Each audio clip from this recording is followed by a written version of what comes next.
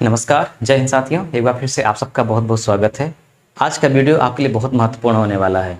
आज हम आप लोगों को बताएंगे कि कैसे पता किया जाता है कि किस ज़मीन में कौन सी धातु गड़ी है, जैसे कि सोना, चांदी, पीतल, ये सब कैसे पता किया जाता है। और अगर किसी को प्राप्त हो जाए तो उस पर किसका अधिकार होता है, यानी पहले से इस पर किसका अधिकार होता है, प्राप्त होने के बाद किसका अधिकार हो सकता है, किस प्रकार से प्राप्त की जा सकती है, इस पर क्या क्या कानून है, क्या आपको दंड मिल सकता है, क्या एक व्यक्ति को करना चाहिए, और एक ज़मीन में कितना उसका अधिकार होता है, कहाँ तक कि वो ज़मीन इस्तेमाल कर सकता है और कहाँ तक नहीं कर सकता। तो ये वीडियो में हम आपको सब कुछ बताएंगे, तो स्किप मत करिएगा, पूरा देखिएगा। बहुत महत्वपूर्ण खबर है आपके लिए, हर इंसान को ये जानना चाहिए। देखिए, सबसे पहले हम जानते हैं जो एक ज़मीन होती है, लैंड होती है, जब कोई व्यक्ति इसको खरीदता है सबसे पहले तो जो रजिस्ट्री होती है उसमें मेंशन किया जाता है कि व्यक्ति जो है वो किस पर्पस से ले रहा है ज़मीन। या तो वो खेती करने के लिए ले रहा है, या तो वो घर बनाने के लिए यानी कि आवास के लिए ले रहा है। अगर वो खेती करने के लिए ले रहा है तो उस पर वो केवल खेती करेगा, कुछ अंदर तक खुदाई करेगा या उसमें से बोर करके पानी निकालेगा। अगर घर बना रहा है तो कुछ फीट तक घर बनाएगा ऊपर आकाश में, और कुछ नीचे तक ही खुदाई करेगा। अब ये व्यक्ति का अधिकार नहीं होता कि वो असीमित मतलब अनंत तक अब उसका अधिकार है, मतलब कुछ भी वो कर ले या ज़मीन में 100 फीट गड्ढा ही करके छोड़ दे, ऐसा नहीं कर सकता। वो जिस पर्पस के लिए लिया है केवल उसका वही अधिकार है। इसका मतलब इस ज़मीन के अंदर कोई भी धातु अगर मिलती है तो वो धातु किसकी होगी, उस व्यक्ति की नहीं होगी, क्योंकि व्यक्ति ने केवल ज़मीन खरीदी है, उसके अंदर की बेशकीमती बहुमूल्य चीज़ें नहीं खरीदी है। इसलिए उस पर जो अधिकार होता है वो होता है सरकार का। और कृषि जो होती है वो संविधान में हमारे राज्य सरकार का विषय मानी गई है।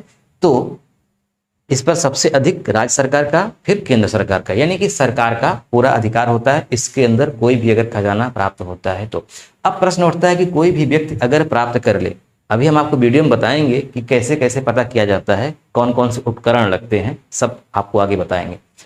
अब प्रश्न ये उठता है कि कोई व्यक्ति अगर यहाँ से कोई धातु पा गया और वो सरकार को न बताए और अपने इस्तेमाल में रख ले तो क्या होगा। तो कर ही लेते हैं लोग, अगर न बताएं, सरकार को पता न चले तो कोई क्या कर सकता है भाई, सज़ा उसी को होगी ना जो पकड़ा जाएगा। कोई किसी का मर्डर कर दे, पकड़ा ही न जाए तो सज़ा क्या होगी, वही यहाँ भी है, कोई पकड़ा ही न जाए तो क्या होगा। लेकिन अगर व्यक्ति को कोई खजाना प्राप्त होता है और वह सरकार को नहीं बताता या पकड़ा जाता है तो उसका जितना भी प्राप्त धन है वो जब्त कर लिया जाएगा और उसे 6 माह तक की सजा, 6 माह तक की सजा या फिर दंड, या दंड मतलब जुर्माना, 6 माह तक की सजा और जुर्माना ये दोनों हो सकता है। ये एक कानून बना था 1971 में जिसका नाम था दफीना एक्ट, दफीना एक्ट 1971 में। इसके तहत 6 माह तक का जुर्माना है और इसमें ये लिखा गया है कि किसी भी व्यक्ति को उसके घर के अंदर या फिर खेत के अंदर, प्लाट के अंदर कोई भी बहुमूल्य वस्तु जैसे कि धातु, सोना, चांदी, इस तरह की कोई भी चीज़ प्राप्त होती है तो उसे सबसे पहले अपने पुलिस स्टेशन में जाकर के सूचना देनी चाहिए। ठीक, यानी सरकार को उसे बताना चाहिए। अब आते हैं अपने मूल टॉपिक पर कि कैसे पता किया जाता है कि कोई भी धातु इसके अंदर है। तो सबसे पहले हम ये जान लेते हैं कि कोई भी धातु कहाँ पे हो सकती है। जैसे कहाँ हो सकती है, यानी प्राप्त कहाँ पे हो सकती है, प्राप्ति का स्थान। जैसे अगर पुराना घर था कहीं, पुराना घर, जंगल, मतलब पुराने ज़माने में क्या होता था, लोग कहीं रहते थे और अचानक भूकंप आ गया तो पूरे घर के लोग दफन हो गए वहाँ, या पूरा गांव का गांव ही दफन हो गया। तो उनके पास जो भी धातुएं होती थी वो व्यक्ति क्या करता था, ज़मीन के अंदर गाड़ के रखता था। तो वो व्यक्ति ही नहीं रहा, कोई भी नहीं रहा, तो वो वस्तु वहीं पे दबी रह जाती है। तो जब भविष्य में कभी उस जगह खुदाई हो या कोई घर बनाने के लिए खोदे तो वहाँ से ये चीज़ें प्राप्त होती हैं। यानी मैदानी क्षेत्र में प्राप्त नहीं होंगी। कहाँ प्राप्त होंगी, कोई पुराना खंडहर हो जहाँ निवास रहा हो लोगों का, जैसे राजे महाराजाओं के जहाँ पे घर होते थे, या फिर जंगलों में जहाँ पे लोग तंबू तान के रहते थे, लूट का धन ले जा करके रखते थे, गाड़ते थे, फिर उसके बाद चले जाते थे और भूल जाते थे, तो वहाँ भी। अब जैसे किसी को शक है कि यहाँ पे कोई बेशकीमती धातु हो सकती है तो कौन सी संस्था जिम्मेदार है इसकी खुदाई के लिए? तो यहाँ पर दो संस्थाएं जिम्मेदार हैं, यानी कि सरकारी ही संस्थाएं हैं, दोनों सरकारी संस्थाएं जिम्मेदार हैं उस वस्तु को प्राप्त करने के लिए, यानी कुल मिला के खुदाई कराने के लिए। एक है ASI और एक है GSI। ASI का फुल फॉर्म होता है archaeological survey of India. Archaeological survey of India ये एक संस्था है। इसका काम होता है कि कोई भी पुरातात्विक चीजें कहीं पे अगर हैं, पता चलती हैं, तो वो जा करके खुदाई करता है, आर्कियोलॉजिकल। एक है geological survey of India, geological survey of India. ये दो सरकारी संस्थाएं हैं, इन्हीं दोनों को जिम्मेदारी दी गई है कोई भी धातु खोदने की। अब ये लोग खोदते कैसे हैं? तो इनके पास दो तकनीक होती है, एक होती है GPR बोलते हैं उसको, और एक को बोलते हैं VLF। देखो GPR क्या होता है? ग्राउंड पेनिट्रेटिंग रडार, और VLF क्या होता है? Very low frequency, very low यानी अति निम्न आवृत्ति की तकनीक। तो ये वाला जो आपको चित्र दिख रहा है वो GPR है, ग्राउंड पेनिट्रेटिंग रडार। इसमें क्या होता है कि एक व्यक्ति इसको लेकर के उस जमीन पे चलता है। तो ये जो होता है, जो जमीन होती है, मतलब मिट्टी जो होती है, उस मिट्टी की ये जांच करता है। तो ये GPR क्या करता है? मिट्टी की जांच करता है, मिट्टी की जांच।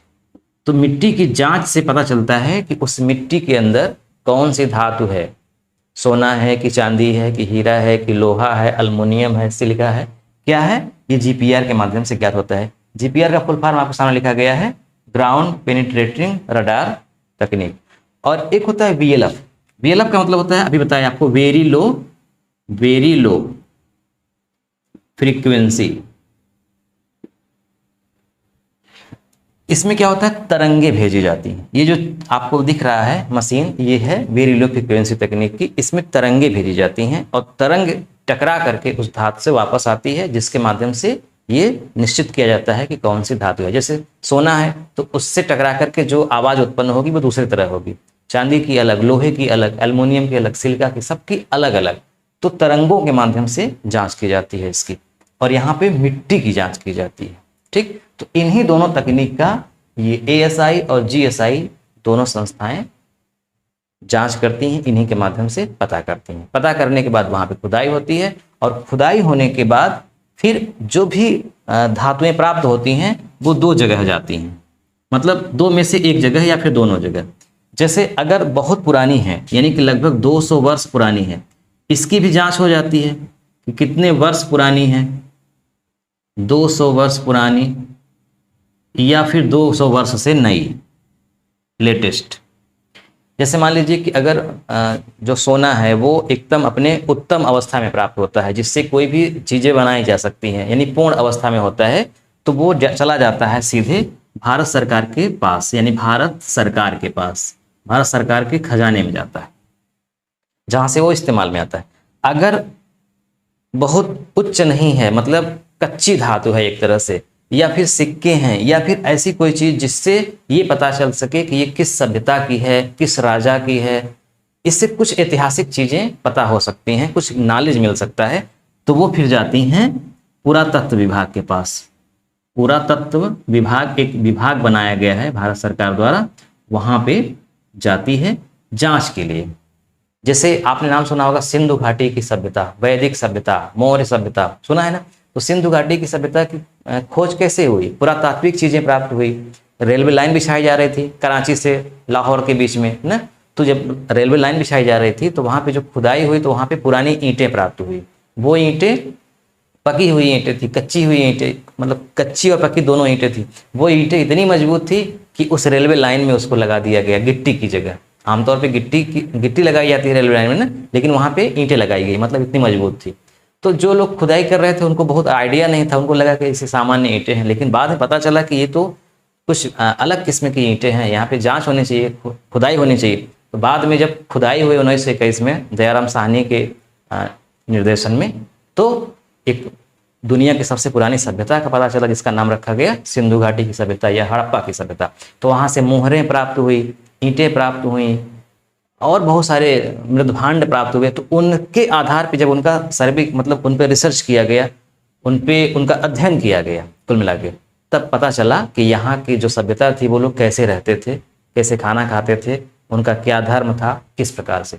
तो इसीलिए जो पुरानी सभ्यताएं हैं उनकी खोज के लिए भी जो हमारा एक विभाग बनाया गया है, भारतीय पुरातत्व विभाग, जिसके जन्मदाता अलेक्जेंडर कनिंघम थे। ये 1860 में बनाया गया था, अंग्रेजों के ही ज़माने में बनाया गया है। इसका काम ही है कि भारत में जो जो पुरानी चीज़ें मिलती हैं ज़मीन के अंदर या बाहर, उनको एक जगह कलेक्ट करना और रिसर्च करना, उन पे अध्ययन करना कि ये कितनी पुरानी हैं, इनका क्या उद्देश्य था, ये सब।